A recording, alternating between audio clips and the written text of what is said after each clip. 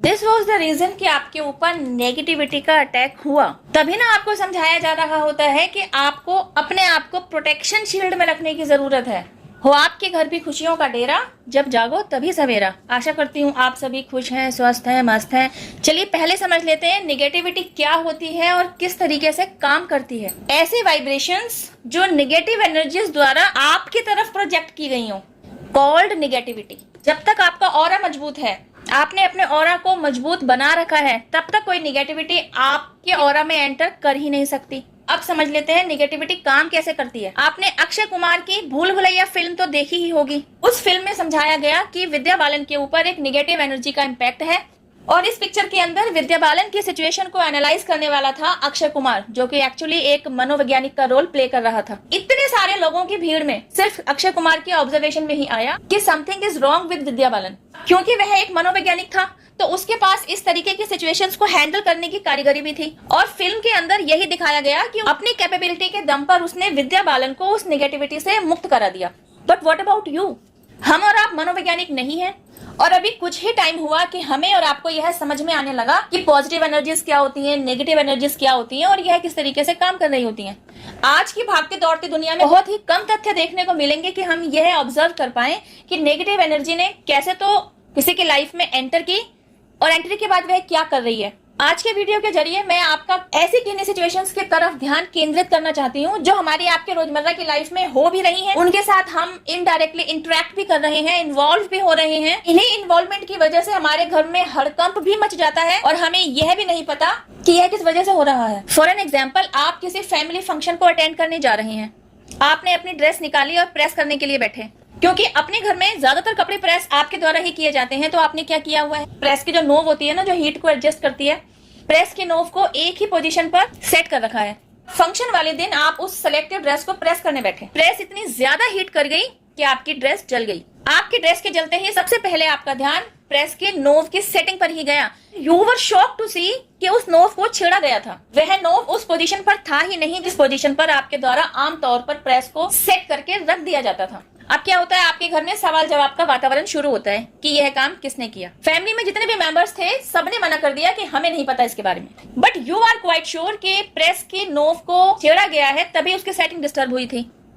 अब यहाँ दो सिचुएशंस बनती हैं अगर आप अनअवेकन्ड हैं कि जैसे ही कोई अनफेवरेबल सिचुएशन हमारी लाइफ में आ जाती है, हम उस सिचुएशन में एकदम से इन्वॉल्व हो जाते हैं, चीखना चिल्लाना शुरू कर देते हैं, एक दूसरे को ब्लेम करना शुरू कर देते हैं। कहीं कहीं बात इतनी ज्यादा बिगड़ जाती है कि हाथापाई की नौबत आ जाती है। कहने का मतलब है कि सिचुएशन इतनी ज्यादा वर्स्ट हो जाती है कि माहौल खराब हो चुका होता है। फंक्शन अटेंड करना तो बहुत दूर, साथ में रहना ही दूभर हो जाता है। एक आध दिन की बात नहीं होती, यह किस्सा हमेशा का ही होने लगता है। किसी ना किसी वजह से चीखा चिल्ली का माहौल घर में क्रिएट होने ही लगता है और कोई इसके पीछे की मेन वजह को जानना ही नहीं चाह रहा होता कि बिकॉज ऑफ व्हाट रीजन घर का माहौल अशांत होने लगा है।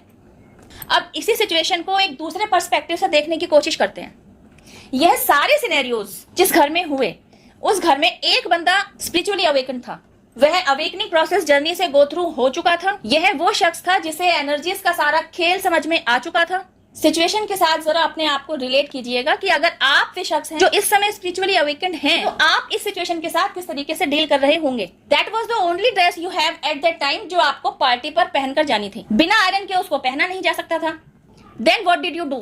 आपने एक सूती कपड़ा लिया, जैसे कि आपकी ही एक कॉटन की चुन्नी हो सकती है, उसको ऊपर रख के आपने अपनी पार्टी वेयर ड्रेस को प्रेस कर लिया। फंक्शन पर जाने से पहले तक आपने कोई सवाल जवाब का माहौल क्रिएट ही नहीं किया। आपने किसी से प्रेस से रिलेटेड कोई क्वेश्चन पूछा ही नहीं। फिर क्या हुआ? अच्छे तरीके से आप सभी ने फंक्शन अटेंड किया, आप घर वापस आए because you were awakened at that time.